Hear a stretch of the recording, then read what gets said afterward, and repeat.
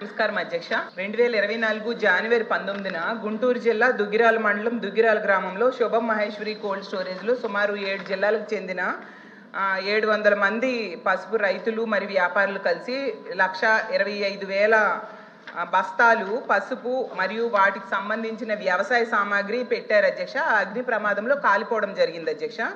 దానికి కాలిపోయినందుకు నిల్వ ఉంచిన పంటకు బాండ్స్ ఇచ్చారు, కొందరికి చేత్తో రాసిన రసీదులు కూడా ఇవ్వడం జరిగింది అధ్యక్ష. అయితే అప్పుడు ఫిబ్రవరి 25న అప్పుడు ప్రతిపక్ష నేతగా ఉన్న చంద్రబాబు నాయుడు గారు కూడా నష్టపరిహారం ఇవ్వాలనేసి లేఖ రాయడం జరిగింది అధ్యక్ష. కానీ ఎలక్షన్ కోడ్ వచ్చేయడంతో అప్పుడు ఇవ్వడం జరగలేదు అధ్యక్ష.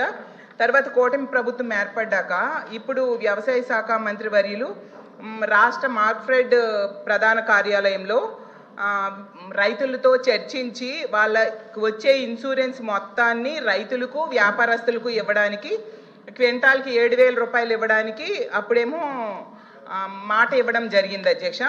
అయితే రైతులకు మాత్రం 1000 నుంచి 4,000 వరకు మాత్రమే అందింది అధ్యక్ష. కొందరికైతే ఈ కోల్డ్ స్టోరేజ్ తాలూకా రెంట్ కట్ చేసేసి 1000 లోపు 100-200 కూడా ఇవ్వడం జరిగింది అధ్యక్ష.